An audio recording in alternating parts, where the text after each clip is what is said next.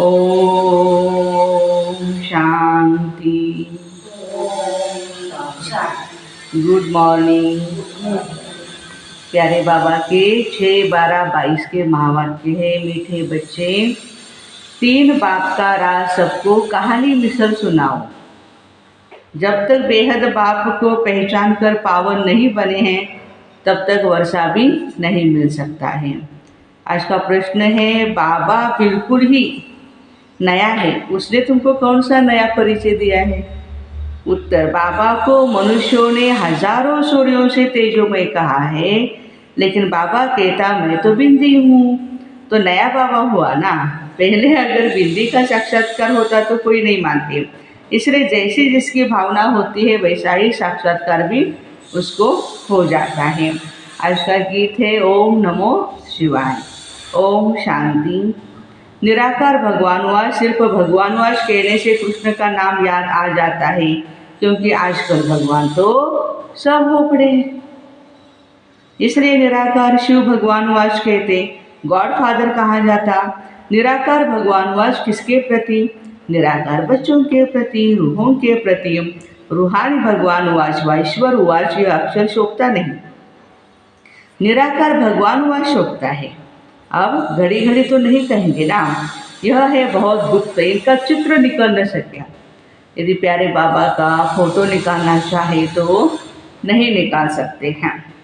बिंदी बनाकर भगवान वास लिखे तो कोई मानेंगे नहीं।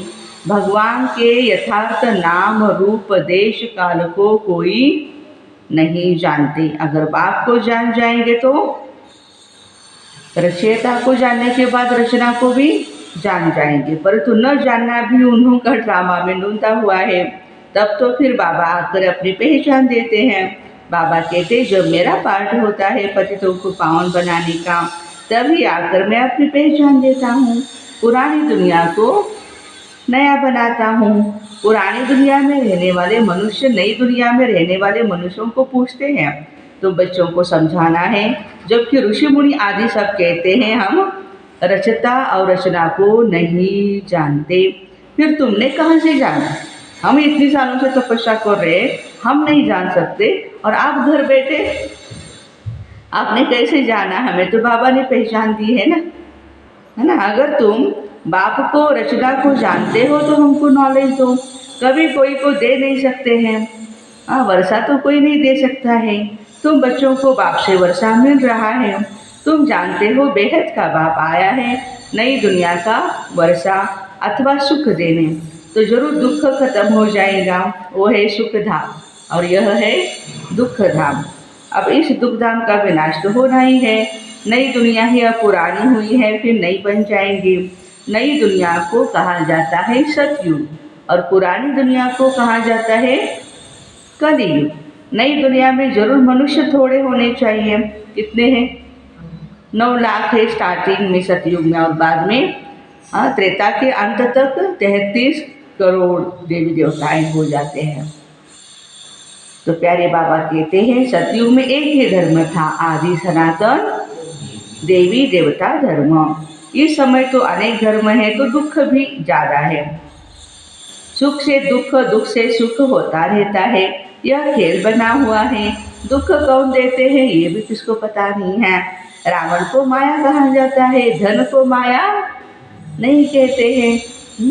विकारी मनुष्य जानते हैं देवताएं भी निर्विकारी हैं, परंतु उन्हों को तो विकारों का नशा चढ़ा हुआ है। देवताओं को निर्विकारी बनने का नशा है। हर एक नशे में है और नशा होना भी चाहिए नशे में रहने से। लेकिन कौन सा नशा?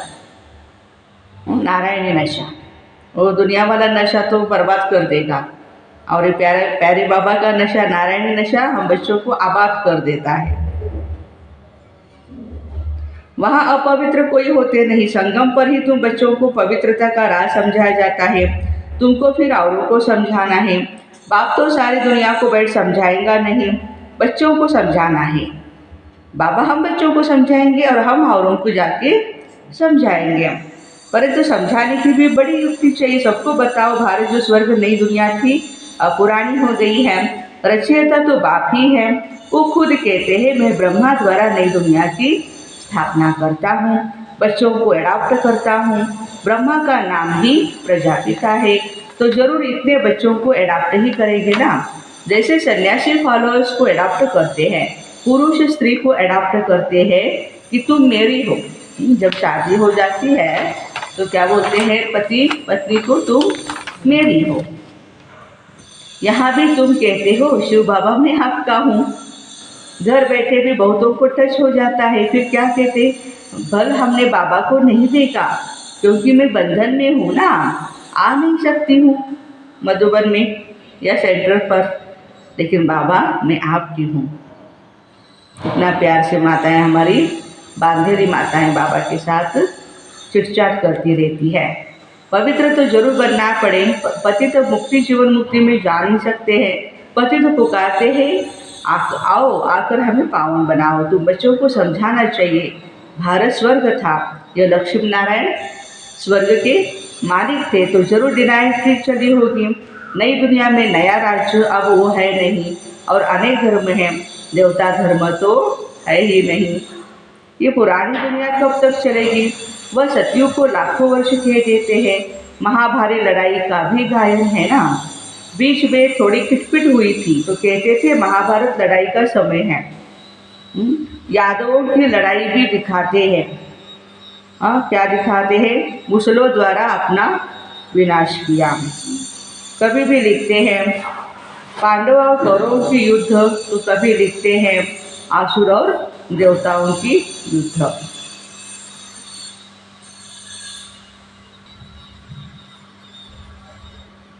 आसुरी दुनिया के बाद फौरन नई दुनिया होती है, दैवी दुनिया, वह पतित यह पावन। पावन देवता कैसे लड़ेंगे? वो है सतयुग में, यह कलयुग में। दोनों की लड़ाई कैसे हो सकती है? देवता है अहिंसक और आसुर है हिंसक। देवताएं हैं नर्क में, देवताएं इस नर्क में आएंगे कैसे? देवताएं तो स्वर्ग में होती है ना। अभी तुम संगम पर हो, नई दुनिया स्थापन होती है, उसके लिए तुम पुरुषार्थ कर रहे हो। दो बाप का राज भी कहानी मिसल समझाना है। इंटरेस्टिंग कितने बाप है आपको? सतयुग में है एक बाप, द्वापर युग में है दो बाप, और हम भी संगम युग में है एक बाप। तो ये राज समझाना है। बेहद के बाप को याद नहीं करते क्योंकि सुखधाम है।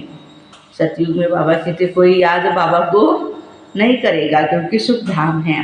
द्वापर युग में है दो बाप, लौकिक बाप होते भी पारलौकिक बाप को याद करते हैं। आत्मा ही अपने बाप को याद करती है क्योंकि आत्मा ही दुख सहन करती है। पुण्यात्मा पापात्मा आत्मा ही सुनती है, संस्कार आत्मा में ही है।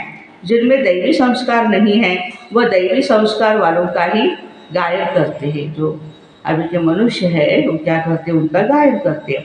गाया जाता आपे ही पूज्य आपे ही पुजारी। पुजारी बनते हैं तो गाते हैं मुझ निर्गुण हारे में कोई गुण नहीं। जब हम पुजारी बनते तब ये गाना गाते हैं, है ना। तो बाबा कहते हैं कि उनमें गुण है, हमारे में नहीं। पूज्य सो पुजारी, तुम भी पूज्य सो देवता थे फिर पुजारी बने हो। 84 जन्म दिए हैं, आधा कल्प पूज्य आधा कल्प पुजारी। हिसाब समझाना पड़े। देवता क्षत्रिय वैश्य शूद्र, इस समय हम ब्राह्मण हैं, बीके हैं। इस समय हमको 3 बाप है, लौकिक पारलौकिक और तीसरा है प्रजापिता ब्रह्मा, जिस द्वारा हम ब्राह्मणों को पढ़ाते हैं। प्रजापिता नाम तो सुना है ना, ब्रह्मा द्वारा रचते हैं। तुम भी ब्राह्मण हो, तुम भी शिव बाबा को याद करो। बाबा कहते मैं आया हूँ तुमको वापस ले जाने। निराकार बाप आत्माओं से बात करते, तुम कहते भी हो हम एक शरीर छोड़ दूसरा लेते हैं। शरीर का नाम रूप बदल जाता है। आज ये नाम है, अगले जन्म में दूसरा नाम होगा, फिर दूसरे जन्म में तीसरा नाम होगा। क्यों नाम में अटके पड़े हैं? क्यों रूप में अटके पड़े हैं? अलग अलग हो जाएगा ना। आत्मा तो एक ही है, बाप का नाम है शिव, उनका तो शरीर है नहीं। यह पॉइंट्स भी नोट करनी चाहिए। फिर जैसा आदमी वैसा समझाना है। हम बीके हैं, दादे से वर्षा ले रहे हैं, वही राजयोग और ज्ञान की नॉलेज देते हैं। मनुष्य से देवता बनना यह भी क्या है? नॉलेज है। नॉलेज मिलती है संगम युग पर, जिससे फिर नई दुनिया में वर्षा पाते हैं। पतित दुनिया में आकर पावन दुनिया स्थापन करते हैं। अभी बाबा आए हैं घर ले जाने के लिए। ड्रामा अनुसार सबको घर जाना ही है। फिर पहले सूर्यवंशी, चंद्रवंशी, वैश्य, शूद्रवंशी बन जाते हैं। वे है निराकार आत्माओं का झाड़, यह है साकारी मनुष्यों का झाड़। ब्राह्मण, देवता, क्षत्रिय, वैश्य, शूद्र, इसमें सारा विराट रूप आ जाता है। ब्राह्मण वृद्धि को पाते रहते हैं। रुद्र माला विष्णु की माला बनेगी, ब्रह्मा की माला नहीं कह सकते, क्योंकि बदलते रहते हैं। इसलिए रुद्रमाला पूजी जाती है। ये है नई नई बातें। यह बातें कोई की बुद्धि में जरा भी नहीं। कल्प की आयु लाखों वर्ष के देते हैं, इसलिए तुम्हारी बातें सबको नई लगती है। नई दुनिया के लिए नई चीज मिलती है ना। बाबा भी वास्तव में नया है। वो तो कहते हैं नाम रूप से न्यारा है, तो कह देते हजारों सूर्यों से तेजो में है। सो तो जरूर जैसी भावना होगी वैसा साक्षात्कार होगा। बिंदी का साक्षात्कार हो तो कोई मानेगा नहीं। ये सब बातें नहीं होने के कारण लोग मूझते हैं। और जो यहाँ के होंगे दैविक परिवार के, उनको ही सैम्पलिंग लगेगी। तुम बच्चों ने भी अब अच्छी तरह से ये ज्ञान समझा हुआ है, तो पारलौकिक बाप के लिए समझाना है। हमको बाबा का परिचय अच्छी तरह से सभी आत्माओं को देना है। वो क्या चीज़ है? तुम आधा कल्प से उनको याद करते आए हो। सुख देने वाले को ही याद किया जाता है। रावण सबका दुश्मन है, तब तो उनको जलाते हैं। पूछो रावण को जलाते कितना समय हुआ? बोलेंगे अनादिकाल से जला रहे हैं। सतयुग त्रेता युग में तो रावण है ही नहीं, पता ही नहीं क्या चीज़ होती है, तो वहाँ पे जलाने की कोई बात नहीं है। द्वापर युग में भी नहीं जलाएंगे, अभी कलयुग में जलाते हैं हम उसको। पूछो रावण को जलाते कितना समय हुआ? तो बोलेंगे अनादि, उनको मालूम नहीं रावण कब आता है। कब आता है भाई? द्वापर युग में आता है ना, सतयुग और त्रेता युग में तो नहीं। आत्मा का दुश्मन है रावण। भारत का सबसे पुराना दुश्मन रावण है। रूह को पतित बनाने वाला है। आत्मा के साथ शरीर भी है, तो दोनों का दुश्मन कौन हुआ?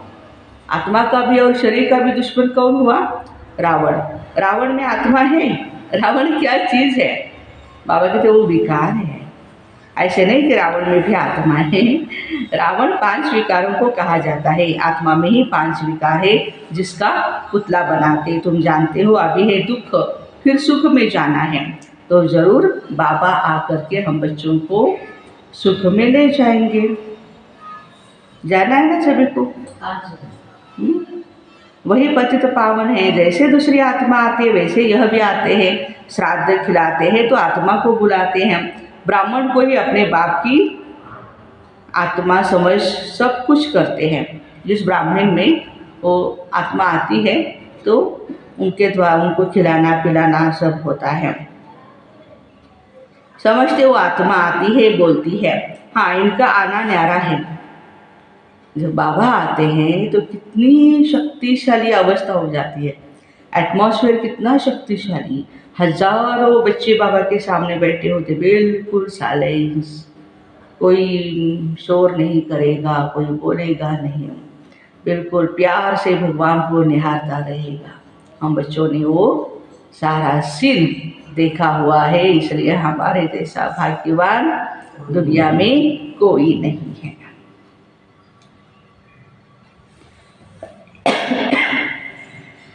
तो प्यारे बाबा कहते यह है भगवान का रथ। भागीरथ कहते हैं ना, पानी की बात नहीं, यह है सारी ज्ञान की बातें। बाबा समझाते हैं मैं साधारण तन में प्रवेश करता हूँ। इनका नाम ब्रह्मा रखा है, इनको अडॉप्ट नहीं करता हूँ। इनमें प्रवेश करता हूँ, फिर तुमको अडॉप्ट करता हूँ। तुम कहते हो शिव बाबा मैं आपका हूँ। तुम्हारा बुद्धि ऊपर चला जाता है, क्योंकि बाबा खुद कहते हैं मुझे याद करो तो तुम्हारे विकर्म विनाश होंगे। इस यात्रा पर रहो। समझो यह बाबा कहाँ जाता है तो याद शिव बाबा को करना है। शिव बाबा इस रथ में दिल्ली गया, कानपुर गया। ब्रह्मा बाबा के तन में आकर के शिव बाबा कहाँ गए? दिल्ली, कानपुर और भी जगह पे, बम्बई वगैरह। बुद्धि में शिव बाबा की याद रहे, नीचे नहीं रहना है। बुद्धि कहाँ हो रहे? ऊपर शिव बाबा की तरफ। आत्मा परमात्मा को ही याद करती रहे। बाबा कहते हैं मेरा रहने का स्थान तो वहाँ ऊपर है, हमारी पिछाड़ी यहाँ नहीं भटकना है। तुम मुझे भी वहाँ याद करो, तुम आत्माएं भी बाप के साथ रहने वाली हो। ऐसे नहीं बाबा का स्थान अलग है और तुम्हारा स्थान अलग है, नहीं। ये बातें बुद्धि में बिठानी है, एक एक को अलग। जैसे तुम कराची में समझाते थे ना, वैसे अच्छा रहता है। इकट्ठे एक दो के वाइब्रेशन ठहरने नहीं देते हैं। जब नया बच्चा आता है बाबा के सामने तो उसका कोर्स जो करना होता है, बाबा कहते अकेले अकेले का करोगे तो अच्छे वाइब्रेशन उसको मिल जाएंगे। भक्ति भी एकांत में करते हैं ना, ये पढ़ाई भी एकांत में करनी चाहिए। पहले बाबा का परिचय देना है। बाप पतित पावन है, उन द्वारा हम पावन बन रहे हैं। बाबा कहते बच्चे यह अंतिम जन्म पावन बनेंगे तो विश्व के मालिक बनेंगे। कितनी बड़ी कमाई है। बाबा कहते धंधा आदि भल करो, सिर्फ मुझ बाप को याद करो। पावन बनो तो योग बल से तुम्हारी खाद निकल जाएगी, तुम सतो प्रधान बन जाएंगे, एक रस कर्मातीत अवस्था बन जाएगी। बुद्धि में ज्ञान का सिमरण करते रहो, मित्र संबंधियों को भी यह समझाते रहो, उनकी भी सेवा करते रहो। कल्प पहले भी तुमको ऐसे ही समझाया था, कोई नई बात नहीं। कल्प कल्प बाबा आकर हमको समझाते हैं, हम फिर दुनिया वालों को समझाते हैं। भारत बरोबर स्वर्ग था, फिर बनेगा, यह चक्र फिरता रहता है। सतयुग को लाखों वर्ष कैसे हो सकते हैं? इतनी आदमशुमारी कहाँ है, फिर तो अनगिनत हो जाए। 4 युग हैं, हर एक युग की आयु 1250 वर्ष है। जैसे तुमने समझा है वैसे समझाते रहेंगे। झाड़ की वृद्धि होती रहेगी, कभी ग्रहचारी बैठती है फिर उतरती जाती है। बाबा कहते समझाना बहुत सहज है, अलग और बे मूल बात है याद की यात्रा। मेहनत है ना, कल्प के बाद यह याद का धंधा मिलता है। कल्प के बाद ये याद का धंधा मिलता है, परंतु गुप्त है। ये मुश्किल सब्जेक्ट है ना, अल्प को याद करना। अल्प को ही भूल जाते हो, सब कुछ याद आता है लेकिन बाबा नहीं याद आता।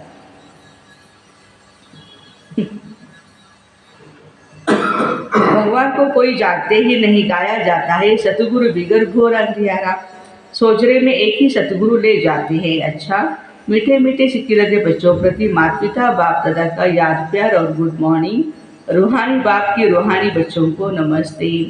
हम रूहानी बच्चों की माता पिता बाप दादा को याद प्यार, गुड मॉर्निंग और नमस्ते। वाह वाह वाह, शुक्रिया बाबा शुक्रिया।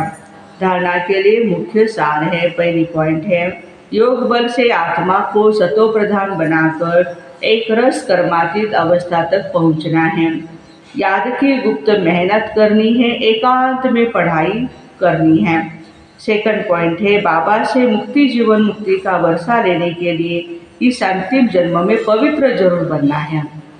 आज का वरदान है, एक पॉइंट शब्द की स्मृति से मन बुद्धि को निगेटिव के प्रभाव से बचाने वाले नंबर 1 विजयी भव।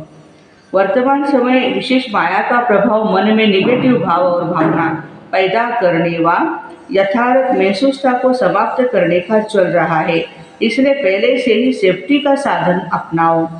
इसका विशेष साधन है सिर्फ एक पॉइंट शब्द। जो आने वाली परिस्थितियां हैं, निगेटिव भाव और भावना, इसके ऊपर विजय प्राप्त करने के लिए बाबा कहते पॉइंट को याद रखो। कोई भी संकल्प बोल व कर्म व्यर्थ है तो उसे पॉइंट लगा दो। माना आत्मा बिंदु जैसी है वैसे ड्रामा भी बिंदी है, तब नंबर 1 विजयी बन सकेंगे। माया के स्वरूपों को पहचानो, सीजन को पहचानो और स्वयं को सेफ कर लो। जैसे ठंडी के दिन होते हैं तो हम स्वेटर पहनते हैं, या गर्मी होती है तो गर्मी के कपड़े होते हैं, या समझो बारिश चल रही है तो छाता ले करके जाते हैं। तो जैसे जैसे मौसम होता है वैसे प्यारी बाबा भी कहते बच्चे आप अभी माया के रूप को पहचान करके अपना ऐसे ही सेफ्टी का साधन अपनाओ। आज का स्लोगन है, संगम पर जिन्हें सेवा का श्रेष्ठ भाग्य प्राप्त है वही पद्मापद भाग्यवान है। संगम युग पर जिन्हें सेवा का श्रेष्ठ भाग्य प्राप्त है वही पद्मापदम भाग्यवान है। तो ऐसे एक पॉइंट शब्द की स्मृति से मन बुद्धि को निगेटिव इसके प्रभाव से बचाने वाले नंबर 1 विजयी भाई बहनों को ओम शांति। Have a nice day.